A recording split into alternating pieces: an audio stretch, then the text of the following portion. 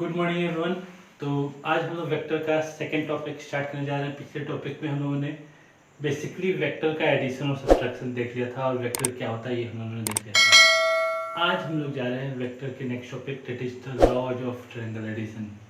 They are basically 3 laws of triangle addition, namely the triangle of vector addition, secondly the parallelogram law of vector addition, and the third the polygon law of vector addition। तो हम ये तीनों law बारी बारी से पढ़ने जा रहे हैं। तो देखते हैं बेसिकली ये लॉज क्या है। तो हम स्टार्ट करते हैं ट्रायंगल ऑफ वेक्टर एडिशन से। So let us see what is triangle of vector addition.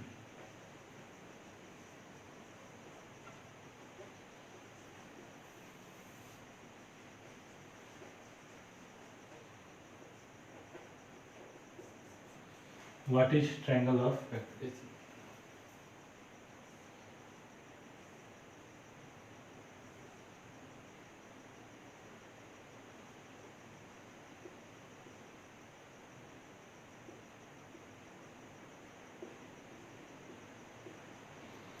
Basically जो अभी हम लोगों ने एडिशन का कॉन्सेप्ट पढ़ रहे थे वही ट्रायंगल ऑफ वेक्टर एडिशन है।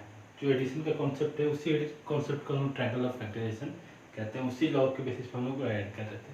तो कैसे हम लोग इसको लिख सकते हैं? So if two vectors can be represented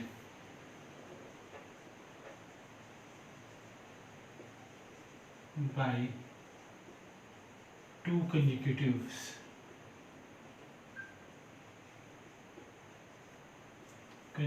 sides of a triangle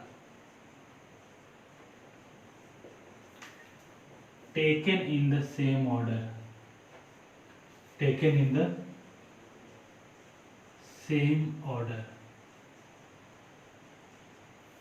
then their resultant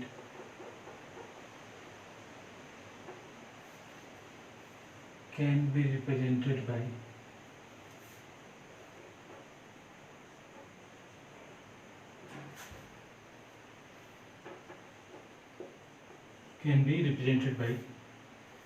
the third side of the triangle.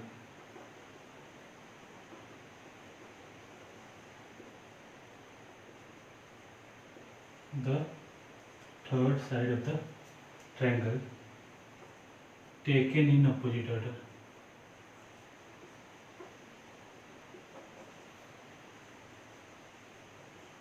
In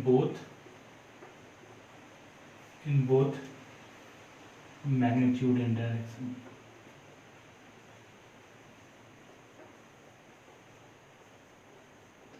तो बेसिकली ये लोग क्या कह रहा है, इसके स्टेटमेंट देखते हैं लोग।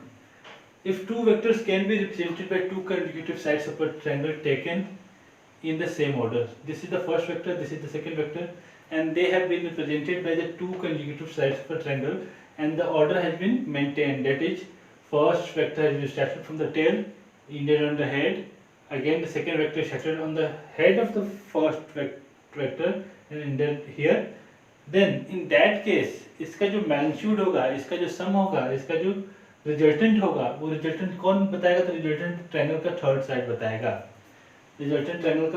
बताएगा। लेकिन अब देखो हम लोग क्या कर रहे थे, हम लोग यहाँ से यहाँ गए, फिर यहाँ से यहाँ गए, अब हमको यहाँ से यहाँ आना चाहिए था। तो ये हो गया ऑर्डर मेंटेन मैंने किया, लेकिन यहाँ बोला कि ऑर्डर मेंटेन नहीं करना है। अब हम यहाँ से इसके हेड से इसके टेल से इसके हेड पे जाने नहीं, हम अपोजिट ऑर्डर को ले रहे हैं। तो basically triangle of vector addition क्या कहता है? तो ट्रायंगल ऑफ वेक्टर एडिशन जब भी यूज होता है हमको दो वेक्टर का सम देता है, दो वेक्टर का रिजल्टेंट प्रोवाइड करता है। और हम लोग कैसे लिख सकते हैं? तो हम लोग दो कंसेक्यूटिव साइड्स को ड्रॉ करेंगे और उसका रिजल्टेंट कैसे निकालेंगे? तो उसी ट्रायंगल के थर्ड साइड से हम लोग उसका रिजल्टेंट प्रोवाइड करेंगे। और ये जो हमारा थर्ड साइड होगा वो दोनों वेक्टर के ऑर्डर के अपोजिट ऑर्डर में होगा। That is called the triangle of vector addition, and that is the only one basic law। वही बेसिक लॉ है जो हर जगह पे यूज होता है। और इसी लॉ के बेस पे हम लोग कहते हैं कि कोई भी फिजिकल क्वांटिटी जिसके पास डायरेक्शन है वो स्केलर है कि वेक्टर है। ठीक है। Now based on the same logic there is another law. That law is called parallelogram law. Parallelogram law of vector addition.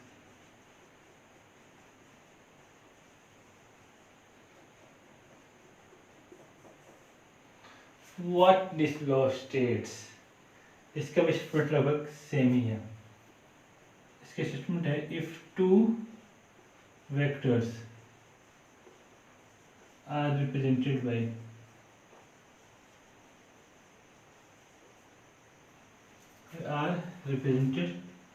by two adjacent sides of a parallelogram.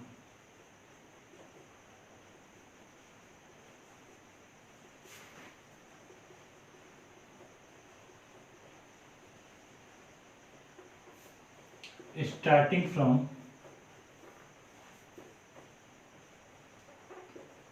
same common point,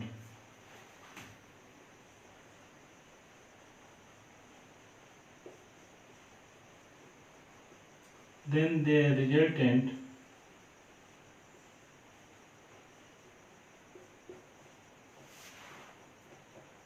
be represented by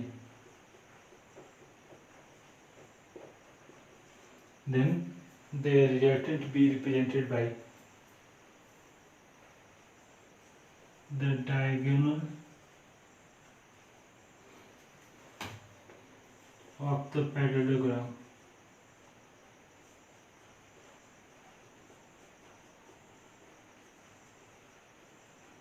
in both magnitude and direction.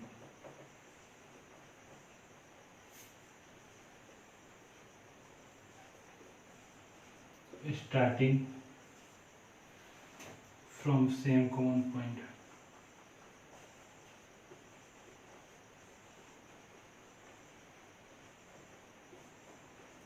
ये law क्या कहता है कि बोल रहा है कि अगर हमारे पास दो वेक्टर्स हैं और ये दोनों वेक्टर्स कैसे रिप्रेजेंट किए जा रहे हैं, तो दोनों वेक्टर्स पैरेललोग्राम के दो एडजेसेंट साइड से रिप्रेजेंट किए जा रहे हैं. We are representing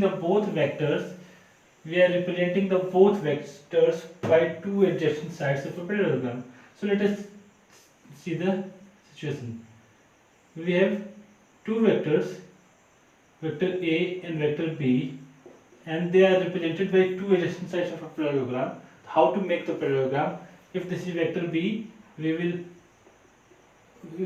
draw another vector which is in the same direction and of having the same length. तो ये B है तो ये भी B हो गया, और ये A है, इसी के सेम डायरेक्शन में मैंने एक और वेक्टर ड्रॉ किया तो ये भी A हो गया.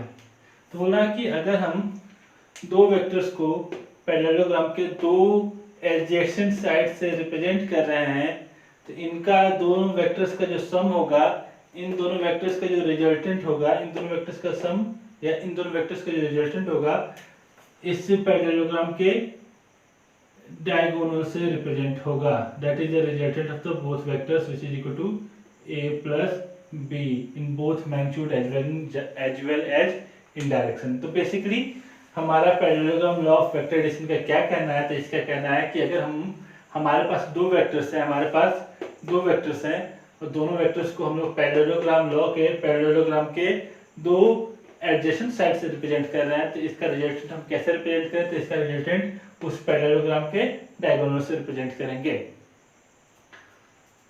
सो अगर हम देखें तो ये parallelogram law is again the triangle of vector addition. How it is again the triangle of vector addition?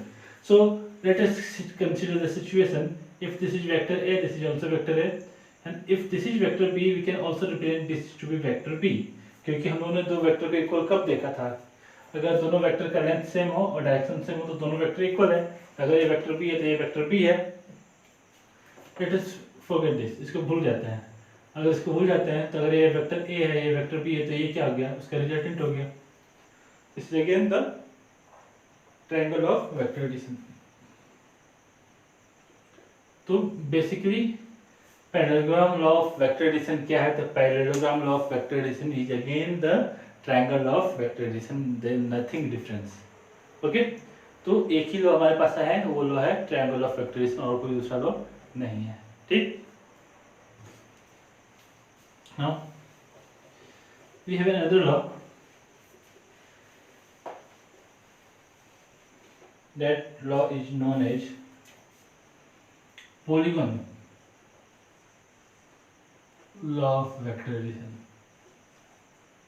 Polygon law of vectorization. How the polygon law can be used to add two vectors, or not two vectors, many vectors. How many vectors can be added in the same way, same way में हम कैसे बहुत सारे vectors को add कर सकते हैं, वो हमको इस लॉ से देखना है। ठीक है, तो पॉलीगॉन लॉ क्या स्टेटमेंट है, इसका क्या कहता है ये देख लेते हैं हम लोग। तो इसका स्टेटमेंट है, if several vectors are represented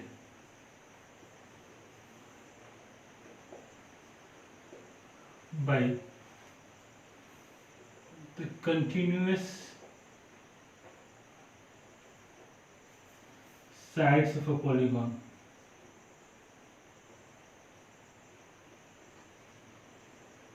in both magnitude and direction, in both magnitude and direction, then their magnitude be represented, then their magnitude be represented by the closing side of the polygon.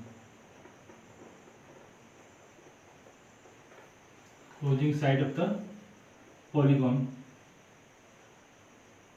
in both magnitude and direction.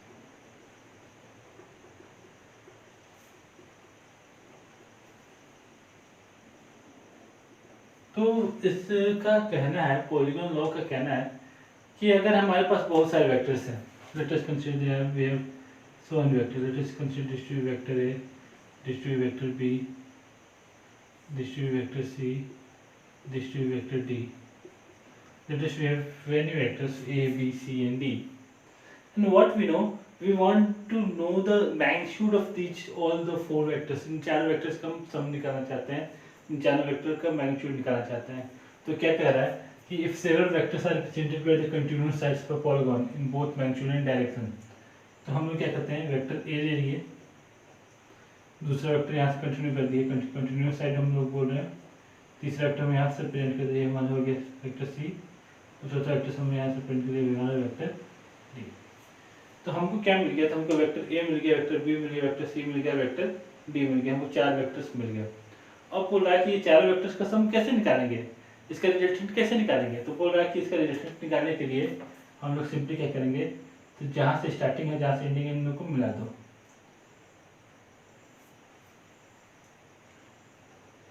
and then their magnitude or resultant be represented by the closing side of the polygon in both magnitude and direction but taken in opposite order. Order opposite होना चाहिए, taken in opposite order. अगर opposite order लेके चलते हैं तब ये हमारा काम करने वाला है। तो अगर हमको एक वेक्टर ना हो कि हमारे पास कई वेक्टर्स हैं और उन सभी वेक्टर्स का हमको सम निकालना है, उनका मैग्नीट्यूड निकालना है, उनका रिजल्टेंट निकालना है, तो हम क्या करेंगे, सभी वेक्टर्स को पॉलीगॉन के कंटिन्यूअस साइड से रिप्रेजेंट कर देंगे, और पॉलीगॉन के कंटिन्यूअस साइड से रिप्रेजेंट करने के बाद जो साइड बच गया उसको हम उसका ऑर्डर में अपोजिट लेके चलेंगे, और वो जो साइड होगा ये हमारा रिजल्टेंट को शो करेगा, यानी that is the resultant R, that is resultant R which is equal to A plus B plus C plus D. ये चारों वेक्टर का सम को शो करता है। Now how this actually works, कैसे ये बेसिकली काम कर रहा है। तो ये वेक्टर ए है, ये वेक्टर बी है, ये वेक्टर सी है, ये वेक्टर डी है। Can I see that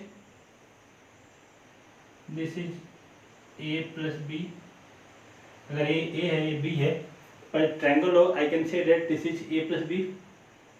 Now if this is a plus b vector and this is vector c, then I can see that this can be written as vector A plus B plus C, and if this is vector A plus B plus C and this is vector D, then the resultant can be represented by A plus B plus C plus D. So there is nothing new. That is basically the triangle of factorization. That is triangle of factorization only. इसमें नया कुछ नहीं है. तो जो भी हम लोग लॉज पढ़े, अभी 3 लॉज जो हमने पढ़े, they are all that can be only called to be one law, that is triangle of vector addition. In the same manner, in the next unit we are going to study about the Newton's laws of motion, and we will come to know that Newton didn't give us 3 laws. That was basically only one law. It is Newton's second law. Second law ही सब कुछ था. First law, third law, they are the part of the second law only. Okay, in the same manner we can say that there is nothing like polygon law or parallelogram law. That is only the triangle law which acts everywhere. Okay, तो ये हमारा polygon law of vector addition हुआ. ठीक. तो अभी तक हम लोगों ने क्या पढ़ा? तो अभी तक हम लोगों ने जो कुछ भी पढ़ा वो बेसिकली क्या था? तो बेसिकली एक तरह से बोल सकते हैं कि थ्योरी था. हम लोग दो वेक्टर्स का बेसिकली हम लोग डायरेक्शन पता कर रहे थे. हम लोग मैग्नीट्यूड नहीं पता कर पाए अभी तक. मैग्नीट्यूड का वैल्यू कितना होगा हम लोग कहाँ पता कर पाए? हम लोग बस उसको रिप्रेजेंट कर रहे हैं r = a + b + c + d with the vector sign. But with the vector sign जब तक कर रहा तब तक हम सिंपली उसका वैल्यू नहीं पता कर पा रहे हैं. हम क्या चाहते हैं? तो हम जो रिजल्टेंट है उसका वैल्यू पता करना चाहते हैं. उसके हम एक फॉर्मूला डिराइव करना चाहते हैं. क्या वैल्यू होगा, कितना फॉर्मूला होगा, ये सब हम फाइंड करना चाहते हैं. तो कैसे हम लोग उसको फाइंड कर सकते हैं? तो उसके लिए हम लोग चलते हैं अपने नेक्स्ट टॉपिक पे, और हमारे नेक्स्ट टॉपिक का नाम है the analytical method of vector addition. So let us see how by analytical method we can find the sum of the two vectors or the resultant of two vectors. Okay,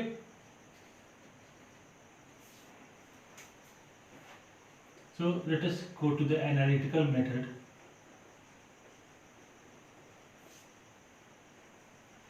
of vector addition.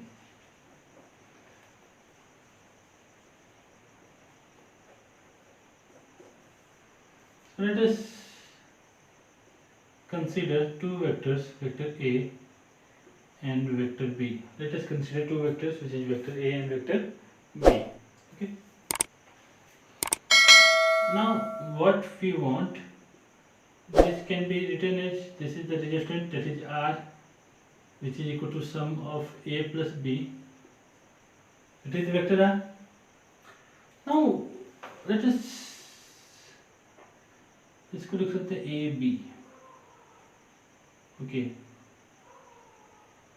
इसको लिख सकते हैं C, और इसको extend करते हैं और इसको मिला लेते हैं. इस पॉइंट पे आते हैं हम लोग. ठीक है, ये वेक्टर A है, ये वेक्टर B है, ये BC हो गया, ये A हो गया, C हो गया. This is all. और मानते हैं A वेक्टर और B वेक्टर के बीच का एंगल कितना है? तो A वेक्टर और B वेक्टर के बीच का एंगल कितना है? तो थीटा है. ये हम लोग मान के चल रहे हैं. Okay, now I want to find the value R in terms of A and B and theta. Theta की टर्म्स में मैं A और B रिजल्टेंट वैल्यू फाइंड करना चाहता हूँ, A, B और थीटा के टर्म में. Okay, so can I say the magnitude of vector A is equal to A, magnitude of vector B is equal to B. That is common. दोनों का magnitude है. ये वेक्टर A का magnitude है A, vector B का magnitude है B. Now can see that in triangle A D C, can see that AC square is equal to AD square plus CD square. And what is AC square? AC square basically the resultant R. So R square equal to AD square. AD square can be again written as A plus BD the whole square. इसका magnitude क्या है? इसका magnitude A है, इसका magnitude नहीं पता तो BD लिखा है मैंने, plus CD square. Okay, so R square equal to A plus BD square plus CD square. Now can you write that in triangle BCD in triangle BCD. What is the value of cos theta over here? What is the value of cos theta? So can I say that the value of cos theta can be written as, the value of cos theta can be written as,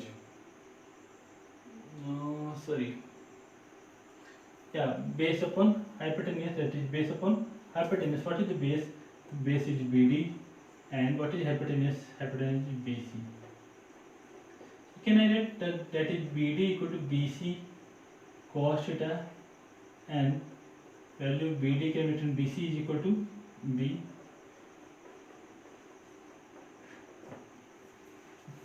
So we have the value of BD which is equal to B cos theta. हम लोगों ने BD का value निकाल लिया. Now हमको CD की भी value निकालनी पड़ेगी. Again I can write in triangle BCD. So what is the value of sin theta? Let us find the value of sin theta. Sin theta can be written as perpendicular upon hypotenuse, that is equal to CD upon BC, or CD can be written as BC sin theta. BC is equal to B sin theta. So we have to find the value of CD which is equal to BC sin theta.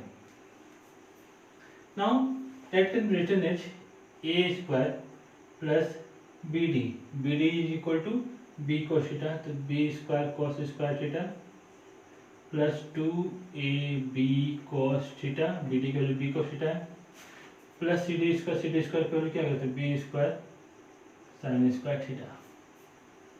Okay, so I can write this as A square plus B square cos square theta plus sin square theta plus 2AB cos theta. That can be written as A square plus B square plus 2AB cos theta. That is the value of R square. That is the value of R square. Or the resultant can be written as R equal to root under A square plus B square plus 2AB cos theta.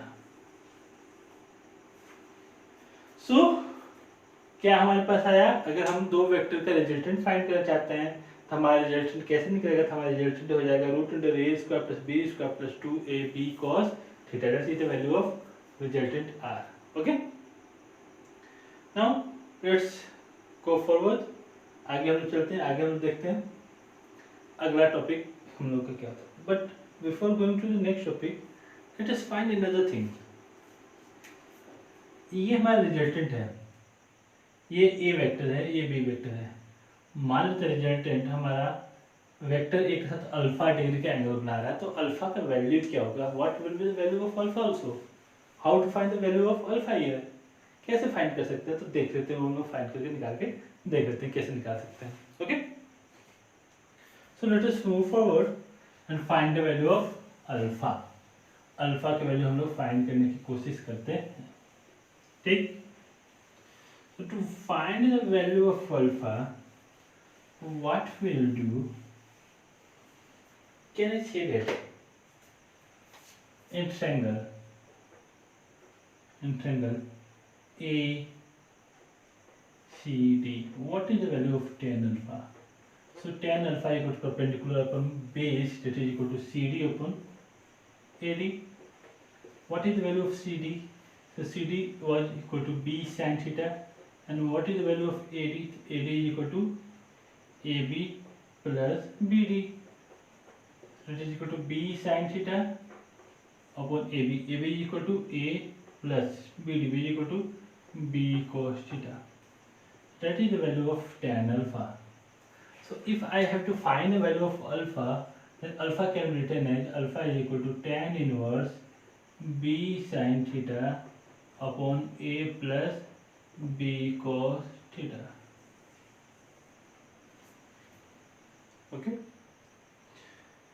this is how we can find the value of alpha here. Here alpha equal to tan inverse B sin theta upon A plus B cos theta. That means whenever we want to find the value of alpha, how we can find it? To find the value of alpha, we can simply find that by putting this equation. If I know the value of B, if I know the value of A, and I know the value of theta, we can find the value of alpha at that shows at what angle ये बताता है कि किस angle के साथ हमारा जो resultant है वो वेक्टर ए के साथ एंगल बना रहा है, वेक्टर ए के साथ रिजल्टेंट क्या एंगल बना रहा है ये हमको मिल जा रहा है। तो ये हम लोग फॉर्मूला यूज कर सकते हैं, रिजल्टेंट किस एंगल बना रहा है वो, और हमारा जो रिजल्टेंट का वैल्यू आ रहा है वो रिजल्टेंट का वैल्यू आ रहा है root under A square plus B square plus 2ab cos theta. This is how we could find the value of resultant. This is how we can find the value of alpha, that is the angle between the vector A and the resultant. Okay, चलिए आगे बढ़ते हैं हम लोग।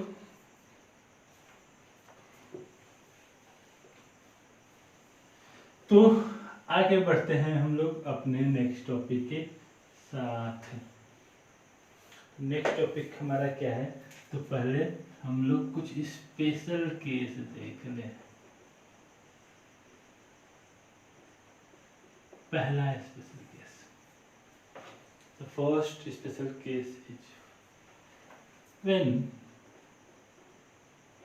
Theta is equal to 90 degree, sorry 0 degree. Means ये vector A है और ये वेक्टर बी है, दोनों के बीच का एंगल कितना हो गया, 0 डिग्री हो गया। तो आर इक्वल टू क्या हो जाएगा, तो आर इक्वल टू हमारा था root under A square plus B square plus 2ab cos 0 is equal to root under A square plus B square plus 2ab।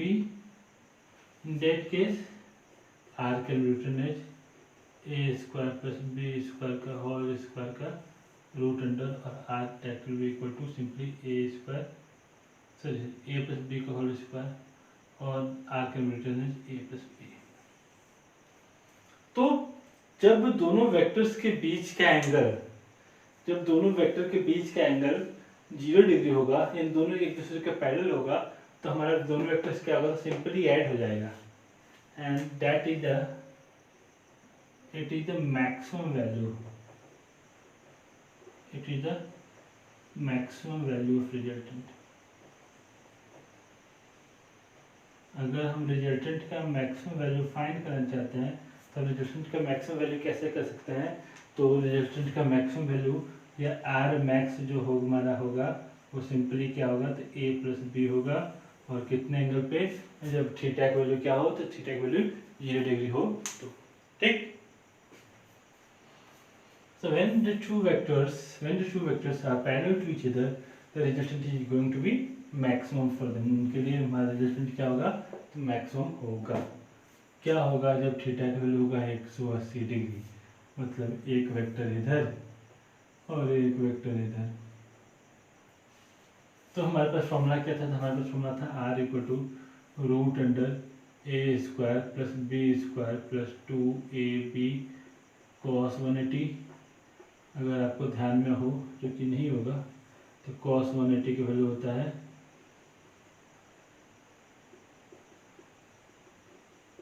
-1।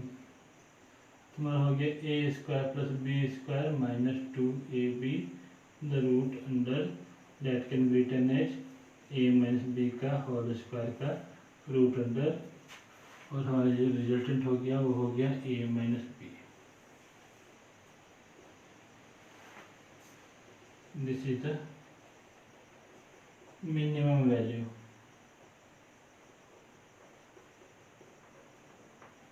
और R मिनिमम हमारा हो जाएगा सिंपली A माइनस बी। तो दो vector का minimum value क्या होता है, तो दो वेक्टर का मिनिमम वैल्यू होता है हमारा A माइनस बी, और ये कब होता है, जब थीटा का वैल्यू होता है 180 डिग्री, दोनों एक दूसरे के जस्ट अपोजिट जा रहे हैं। तो हम लोगों ने देखा भी था कि जब हम डायरेक्शन अपोजिट करते थे तो वैल्यू पीछे वैल्यू क्या था, माइनस हो रहा था। तो ए था, बी उधर था, तो उसको अपोजिट करते तो क्या हो गया, माइनस बी हो गया। तो हम लोग मिनिमम वैल्यू जो रिजल्टेंट का होता है वो हम लोग फाइंड कर सकते हैं, जो कि हमारा आएगा ए माइनस बी, ठीक। चलिए क्या होगा,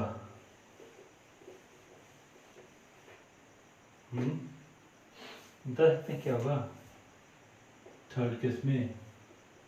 थर्ड केस है जब थीटा का वैल्यू होगा 90 डिग्री, यानी ये रहा वेक्टर ए और ये रहा वेक्टर बी। जब दोनों के बीच में एंगल होगा 90 डिग्री तब आर का वैल्यू क्या होगा? आर इक्वल टू क्या था? आर इक्वल टू था A square plus B square plus 2ab cos 90। Cos 90 की वैल्यू तो 0, कॉस 90 की वैल्यू 0। आर इक्वल टू गया root under A square plus B square. तो हमने 3 स्पेशल केसेस देखे। पहला केस था कि जब दो वेक्टर के बीच के एंगल 0 डिग्री हो, उस केस में रिजल्टेंट वैल्यू जो होता है वो मैक्सिमम होता है। दूसरा केस था जब दो वेक्टर के बीच में एंगल 1 डिग्री हो, उस केस में रिजल्टेंट का वैल्यू मिनिमम होता है। और तीसरा केस था जब हमारा दोनों वेक्टर के बीच के एंगल 90 डिग्री होता है, उस केस में रिजल्टेंट कैसे निकालेंगे? तो रिजल्टेंट निकालेंगे root under A square plus B square. Okay, so how this rule can be used to find the resultant of two vectors, and these were some cases, some special cases also. So to understand this newly derived formula, let us solve some questions. हम लोग कुछ questions, basic questions देख लेते हैं, उसके बाद हम लोग अपने अगले टॉपिक पे चलेंगे। तो हम लोग एक दो छोटे छोटे क्वेश्चन ट्राई कर लेते हैं, फिर हम लोग आगे बढ़ते हैं। तो पहला क्वेश्चन हमारा क्या है? तो क्वेश्चन दिया हुआ है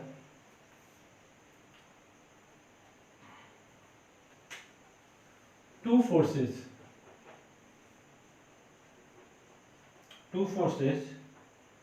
whose magnitude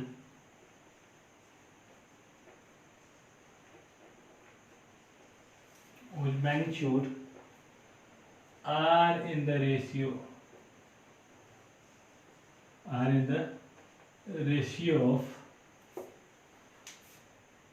3:5 give the resultant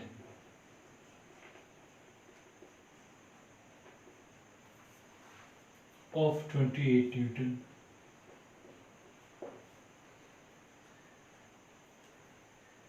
If the angle between the vectors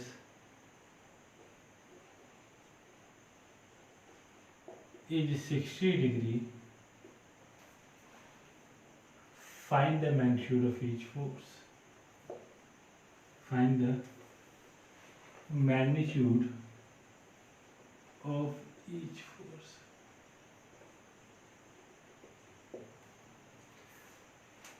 ठीक है, तो हमारे पास दो फोर्सेस हैं और फोर्स का वैल्यू ना देके फोर्स का रेशियो दिया हुआ है। ठीक है, तो मान लेते हैं एक फोर्स है ए और एक फोर्स है बी। तो हम लोग ए को 3x मान लेते हैं, बी को 5x मान लेते हैं। क्यों हम लोगों ने दोनों को x मान, क्योंकि रेशियो 3:5 दिया हुआ है, ना कि फोर्स 3 न्यूटन 5 न्यूटन दिए हुए हैं। तो हम लोगों ने क्या मान लिया था? हम लोगों ने मान लिया a का वैल्यू 3x, b का वैल्यू 5x। तो रिजल्टेंट क्या हो जाता है? रिजल्टेंट में हो जाएगा root under A square plus B square plus 2ab cos theta. ठीक है, तो ये हो गया रूट अंडर ए स्क्वायर यानी 3x the whole square, B square यानी 5x the whole square plus 2ab cos 60 degree. तो क्या हो गया? ये हो गया 9x square plus 25x square plus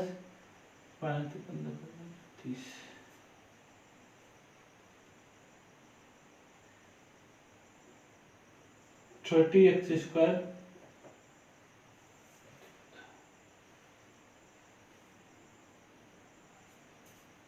into 1/2 का रूट अंडर, and the resultant has been given as 28 Newton। रिजल्टेंट का कितना दिया? 28 दिया हुआ है। तुम्हारा हो गया 28 is equal to root under 9, 25 में 34, 34, 30, 34 और 15 हमारा हो जाएगा 49x square। So what we are going to get? We are going to get 28 is equal to 7x So x equal to 28/7, which is equal to 4 Newton. So what are the forces A? The force हमारा 3x which is equal to 3 into 4, which is equal to 12 Newton. और force B था हमारा 4x is equal to 4 into 4, which is equal to 5x. तो 5 into 4 is equal to 20 Newton. The forces should be 20 Newton and 12 Newton respectively. So कैसे हम लोग दो force का magnitude find कर पा रहे हैं जब हमको उनके बीच के एंगल दिया हुआ है तो, ठीक है। नाउ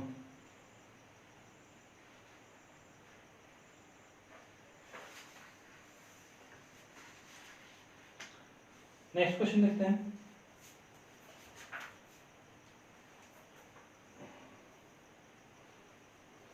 ये एकदम बेसिक क्वेश्चन है इनका, मान लेते हैं कि एग्जाम्स में ये सब नहीं आने वाले हैं, ठीक है, क्योंकि टॉपिक क्लियर करने के लिए मैं ये बता रहा हूँ सिंपली, ये क्वेश्चंस नहीं है। क्वेश्चन एक और है हमारे पास, two equal forces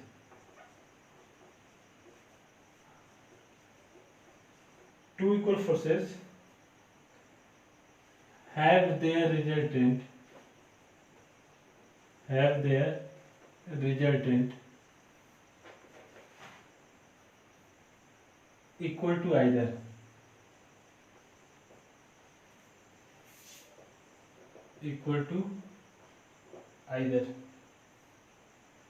at what angle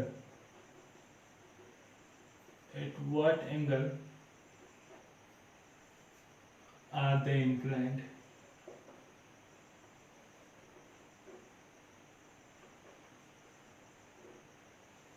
दो फोर्सेस हैं और दोनों इक्वल हैं, मतलब क्या दिया हुआ है, let the force F1 is equal to F2 is equal to F, दोनों फोर्स को हम F मान लेते हैं, ठीक है। और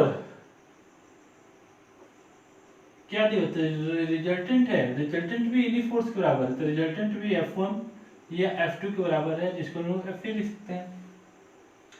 to equal forces, F1 equal to F2, उसको हम लोग F मान लिए, एंड जो रिजल्टेंट है वो भी इन दोनों फोर्स के बराबर है, तो उसको भी हम लोग F मान लिए। तो बोल रहे कि कितने एंगल पे दोनों इंक्लाइंड है, हमको थीटा फाइंड करना है, ठीक है। तो फॉर्मूला क्या था, R equal to root under A square plus B square plus 2ab cos theta. R को क्या ले लेते हैं हम लोग, R को ले लेते हैं हम लोग f a स्क्वायर यानी f स्क्वायर, b स्क्वायर यानी f square plus 2 into f into cos theta. f equal to हो गया 2f square plus 2f square cos theta, ठीक है। That conversion f equal to 2f square plus 2f square, इसको लिख सकते हैं 2f square common लेते तो जाएगा 1 plus f cos theta, 2f square सही 1 प्लस cos थीटा हो जाएगा, 2f स्क्वायर को हम कॉमन ले लेते हैं तो ये हो जाएगा हमारा 1 प्लस cos थीटा, ठीक। Now I can write this as, मैं इसको स्क्वायर कर देता हूँ, तो स्क्वायर करने पर क्या जाएगा, स्क्वायरिंग बोथ साइड्स,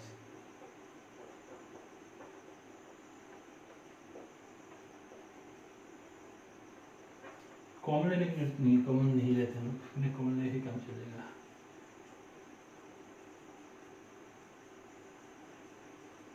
दोनों साइड स्क्वायर कर देते हैं तो क्या जाएगा, F square equal to 2f square plus 2f square cos theta. तो क्या होगा, इसको इधर लेके आते हैं तो F square minus 2f square equal to 2f square cos theta, that is equal to minus F square equal to 2f square cos theta, F square got cancelled, तो cos थीटा इक्वल टू -1/2। अभी आप लोगों को नहीं पता होगा लेकिन बता देता हूँ कि cos 120 का वैल्यू होता है -1/2, that is the value between the two vectors. cos 120 का वैल्यू होता है -1/2। तो जब हम लोग को वैल्यू फाइंड करना है थीटा का, तो थीटा का वैल्यू यहाँ पे कितना आ गया, तो 120 डिग्री ये हमारा। ये नहीं करने का मतलब अगर हमारे पास दो फोर्सेस हैं और हम चाहते हैं दोनों फोर्सेस का सम वो फोर्सेस के बराबर ही आ जाए, दो फोर्स का सम फिर वही फोर्स के बराबर आ जाए, तो कितने डिग्री पे उनको जोड़ना होगा, तो उन दोनों को हमको 120 डिग्री के एंगल पे जोड़ना होगा। अगर हम 120 डिग्री के एंगल पे जोड़ते हैं तो दोनों फोर्स का सम फिर उसी फोर्स के बराबर आ जाएगा। तो this is how we can find the values. So आज हम लोग इतने पे रुकेंगे। नेक्स्ट क्लास के साथ हम लोग अपना नेक्स्ट टॉपिक स्टार्ट करेंगे, वेक्टर्स पे जाएंगे, रिलेटिव वेलोसिटी पे जाएंगे, उस पे जाएंगे। तो बेसिकली हम लोग को वेक्टर्स जानना था बेसिकली थोड़ा सा, तो बेसिक हमने वेक्टर देख लिया। इसके बाद हम अपने अगले टॉपिक को कंटिन्यू करेंगे नेक्स्ट क्लास के साथ, ठीक है। तो आज के लिए बस इतना ही, see you in the next class.